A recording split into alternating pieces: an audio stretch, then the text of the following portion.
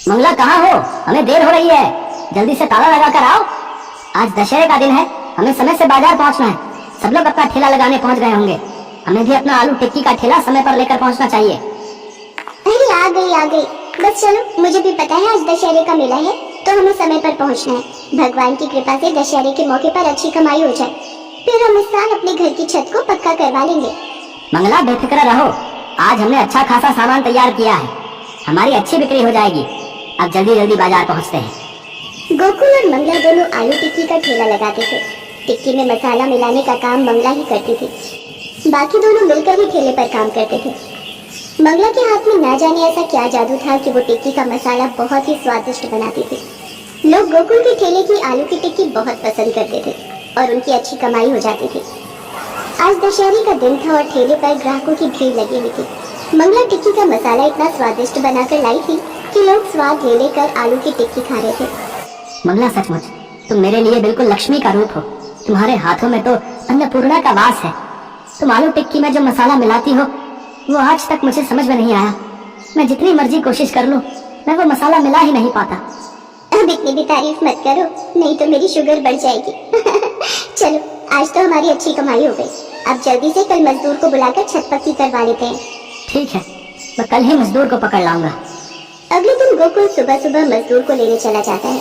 Gokul cycle पर था और पुल पार कर रहा था। अचानक उसकी नजर पुल पर खड़ी एक लड़की पर पड़ती है जो पुल से नदी में कूदने वाली थी। वो खुद अपनी साइकिल छोड़कर उस लड़की की ओर भागता है और उस लड़की का हाथ पकड़ लेता है। रुको, ये तुम क्या करने वाली थी? छोड़ दो मुझे मर जाने दो। मुझे क्यों बचाया? पर तुम आत्महत्या क्यों कर रही हो? मेरे चाचा मुझे एक बदमाश को बेच रहे थे, इसलिए मैं आत्महत्या करना चाहती हूँ। मेरा इस दुनिया में कोई भी नहीं है। तुम ऐसे हिम्मत मत हारो, भगवान ने हमें जीवन जीने के लिए दिया है। तुम मेरे साथ मेरे घर चलो, आओ मेरी साइकिल पर पीछे बैठ जाओ। लड़की देखने में बहुत सुंदर थी। वो गोकुल को बार बार देख रही थी। गोकुल साइकिल पर बिठाकर उसे घर ले आता है और मंगला को सारी बात बताता है। उस लड़की का नाम लता था। मंगला लता को खाना देती है। लता गोकुल और मंगला के साथ उन्हीं के घर में रहने पर धीरे धीरे गोकुल लता की खूबसूरती पर फिदा होने लगा। लता भी गोकुल को अपने प्यार के जाल में फंसाने लगी।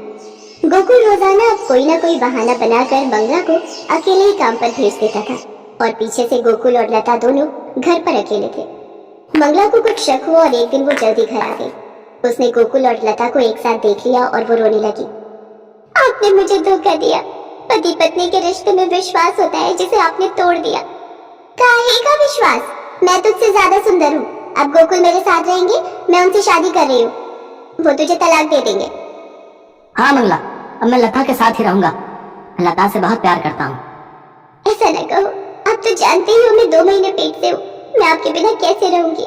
ये हमारा पहला बच्चा है जो इस दुनिया में आने वाला है। गोकुल मंगला पर बिल्कुल भी तरस नहीं खाता। उसके व्यवहार को देखकर मंगला चुपचाप वहां से चली जाती है। गोकुल लता के साथ रहने लगता है। मंगला भूखी प्यासी सड़कों पर भटकती रही और एक दिन वो चलते चलते बेहोश होकर गिर गई। उसे जब होश आया तो वो अपने आप को एक ढाबे पर पाती है। उस ढाबे को एक शीला नाम की औरत चलाती थी। अरे, तुम्हें होश आ गया? रास्ते में आते हुए तुम्हें बेहोश होकर गिरते देखा तो अपने ढाबे पर ले आई। तुम कहाँ से आई हो बहन? और तुम चलते चलते बेहोश कैसे हो गई? ये लो, खाना खा लो, फिर मुझे आराम से बताओ। मंगला शीला को अपनी सारी कहानी बताती है और रो पड़ती है। अरे भाड़ में जाने दे ऐसे आदमी को।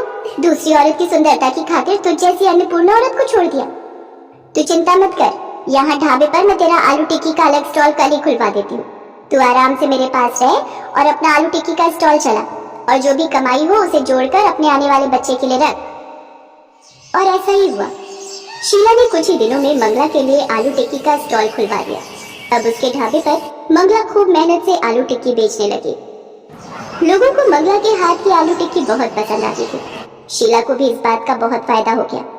धीरे धीरे ढाबे पर ग्राहकों की भीड़ बढ़ने लगी। दूर दूर से लोग मंगला के स्टॉल की टिक्की खाने आते थे। मंगला, तेरे हाथों में क्या जादू है?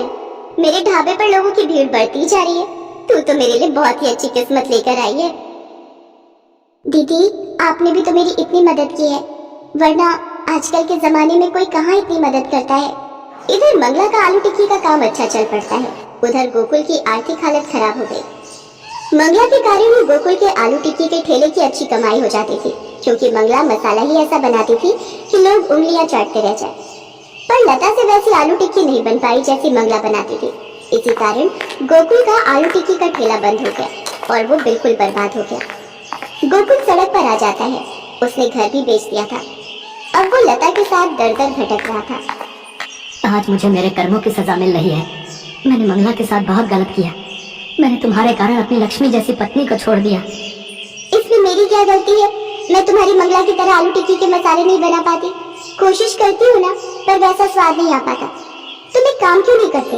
तुम मंगला से ही कह दो कि वो मुझे अपने जैसा आलू टिक्की का मसाला बनाना सिखा देगी, फिर तो हमारा काम चल जाएगा।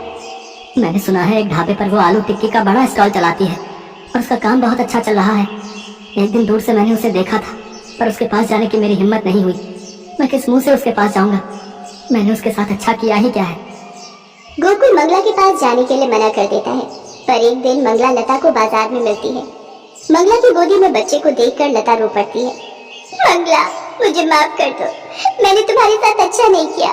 तुम नहीं जानती हम लोग किस हालत से गुजर रहे। मुझे अपने जैसे आलू टिक्की का मसाला बनाना सिखा दो, ताकि मैं और गोकुल मिलकर फिर से आलू टिक्की का ठेला खोल सके। क्या तुम हमारी मदद करोगी? ठीक है, कल तुम मेरे स्टॉल पर आ जाना, मैं तुम्हें आलू टिक्की का मसाला बनाना सिखा दूंगी। अगले दिन लता मंगला से आलू टिक्की बनाने की विधि सीखने जाती है। मंगला उसे सिखा तो देती है, पर लता के हाथों में अब भी वो बात नहीं थी जो बात मंगला के हाथों में थी। गोकुल जानता था कि मंगला जैसी आलू टिक्की लता कभी नहीं बना पाएगी। उसने अपनी पत्नी, अपने बच्चे, अपना काम, सब कुछ अपनी गलतियों के कारण तबाह कर लिया और मंगला ने पीछे मुड़कर नहीं देखा। वो लगातार आगे बढ़ती रही। मंगला आलू टिक्की वाली के नाम से आज 12 दुकानें उस शहर में बन गई थी। मंगला आलू टिक्की वाली के नाम को लेकर लोग बहुत कमाई कर रहे थे। लोग मंगला का इंटरव्यू लेने आते थे, जिसमें बोलते बोलते मंगला की आंखों में आज भी आंसू आ जाते थे। पर अपने बच्चे की किलकारी सुनकर वो हंस देती थी, क्योंकि उसको जीना था अपने बच्चे के लिए। वैसे मेरी मायके वाले गांव में मैं एक औरत को जानती हूँ, संगीता नाम है उसका। विधवा है वो, लेकिन उसके जैसे दही भल्ले कोई नहीं बना सकता। उसके हाथ के दही भल्ले खाते ही अपनी दुकान में लोगों की भीड़ लग जाएगी। लेकिन क्या वो गांव से यहाँ आने के लिए मान जाएगी? हाँ, अभी साल भर पहले उसके पति का देहांत हुआ और वो काम भी ढूंढ रही। ठीक है, तुम उससे जाकर बात करो। अगले दिन ही राजरानी उस गांव में गई और संगीता से बात करके उसे अपने साथ शहर चलने के लिए मना लिया। संगीता, मैं तुझे रहने के लिए कमरा भी दूंगी और जो मुनाफा होगा हम आधा आधा बांट लिया करेंगे।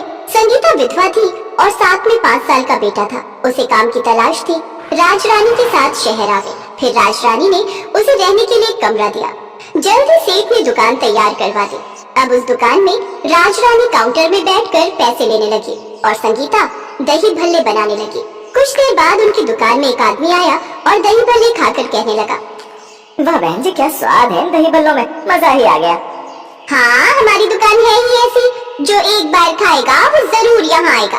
हफ्ते भर सेठानी ने मुनाफा आधा आधा किया। अब ये सिलसिला कुछ महीनों तक ऐसे ही चलता रहा। दिन पर दिन उनका मुनाफा बढ़ता गया। ये देख अब सेठानी के मन में लालच आ गया। राजरानी, मजा तो तब है जब सारा मुनाफा सिर्फ अपनी जेब में आए, फिर तो हमारी कमाई कितनी ज्यादा बढ़ जाएगी। ठीक है, मैं आज ही संगीता से इस बारे में बात करती हूँ।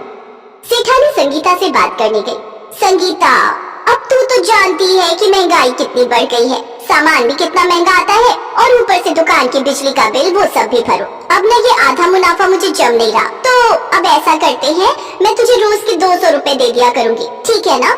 लेकिन सेठानी जी, हमारी बात तो आधे मुनाफे की हुई थी ना, फिर अब आप अपनी बात से पीछे क्यों हट रही हैं? लगता है संगीता तेरे मन में लालच आ गया है। लालच मुझ में नहीं, आप में आया है। अब दही भल्ले ज्यादा बिकने लगे हैं, इसलिए अब आप ज्यादा मुनाफा कमाने के चक्कर में मुझे 200 रुपए दिहाड़ी ही देना चाहती हैं। अच्छा, अब तो मुझसे बहसबाजी करेगी? अरे मेरी ही गलती थी जो तुझे यहाँ ले आई। तुझे यहाँ रहने का कमरा दिया, काम दिया, और अब तुम मुझे ही आंखें दिखा रही है। तो इसमें आखिर गलत भी क्या है दीदी? मैं अपना हक ही तो मांग रही हूँ। सारा दिन मैं और मुन्ना काम करते हैं, तो इतना तो हमारा हक बनता ही है। सेठानी गुस्से में आ गई और उसने संगीता को अपने घर से और दुकान से निकाल दिया। संगीता पार्क में बैठकर रोने लगी। बेटा, अब हमें गांव लौटना होगा, हमारे यहाँ अब कोई ठिकाना नहीं। माँ, हमारे पास थोड़े पैसे हैं, तो क्यों ना हम खुद के ही दही भल्ले बनाकर बेचें? संगीता ने किराए पर एक झोपड़ी ली, फिर एक पुराना ठेला खरीदा और उन बचे हुए पैसों से दही भल्ले का सामान और 3 दिन बाद अपने ठेले पर सड़क किनारे दही भल्ले बेचने शुरू किए।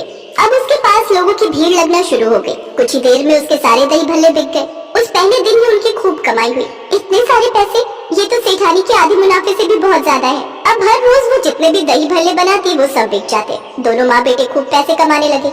उधर दूसरी तरफ सेठानी ने एक दूसरी औरत को अपनी दुकान पर रख लिया था, लेकिन उसके बनाए दही भल्लों में वो स्वाद नहीं था जिन्हें खाने के बाद ग्राहक ने सेठानी से कहा, दीदी बुरा मत मानना, लेकिन इन दही भल्लों में अब वो पहले जैसा स्वाद नहीं है।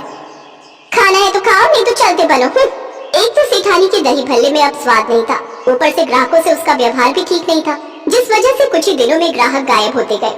अब मुनाफा तो छोड़ो, उसकी लागत भी नहीं निकल पा रही थी, जिस कारण उसे अपनी दुकान बंद करनी पड़ी।